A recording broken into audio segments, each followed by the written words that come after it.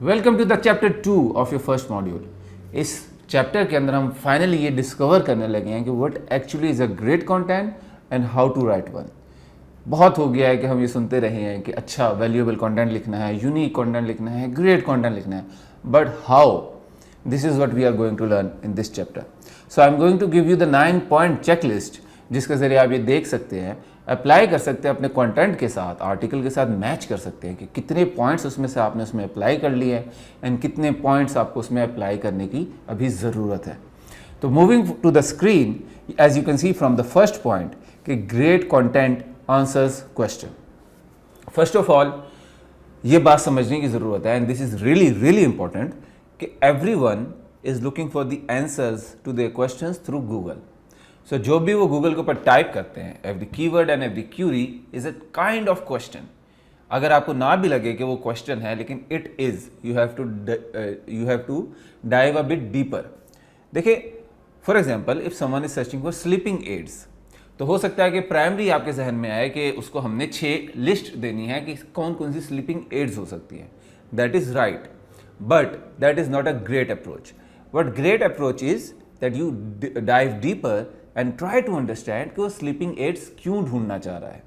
Is he और she is some kind of doctor जिसने किसी को स्लीपिंग एड्स रिकमेंड करनी है, या वो एक ऐसा शख्स है, एक ऐसा बंदा या बंदी है that is going through some sleep problems. हो सकता है वो इंसोम्निया का शिकार हो, किसी और बीमारी में हो, स्ट्रेस या मेंटल हेल्थ की वजह से उसको नींद ना आती हो, या वो किसी बिजी एनवायरनमेंट में, पब्लिक एनवायरनमेंट में, या बहुत ज़्यादा शोर वाली नॉइसी जगह पे नींद हासिल करना चाह रहा हो। You have to first clarify कि उसका असल क्वेश्चन क्या है, and for this you have to spend some time brainstorming and thinking about your audience कि इस क्यूरी की निस्बत actually what is the question that person is asking.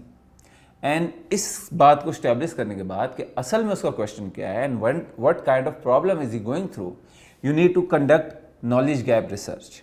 ये कैसे करते हैं कि फर्स्ट ऑफ ऑल आप वो जो क्यूरी है, वो जो कीवर्ड एंड क्वेश्चन है, वो आप गूगल में एंटर करें, और गूगल में एंटर करने के बाद आप देखें कि टॉप 10 में किस तरीके के रिजल्ट्स आ रहे हैं, उनकी प्राइमरी हेडिंग्स क्या हैं, वो किन किन सेक्शंस में क्या क्या चीज़ों के हवाले से बात कर रहे हैं।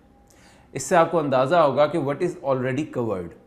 सेकेंड स्टेप ये है कि you move forward to Quora and you do keyword research and you go through social media to try and understand. आप उसमें 10 से 15 मिनट स्पेंड करें और अंडरस्टैंड करें कि इस क्वेश्चंस के सब टॉपिक्स, इस क्वेश्चन के सब क्वेश्चंस, इस क्वेश्चन के ज़िमनी सवालात और क्या क्या हो सकते हैं।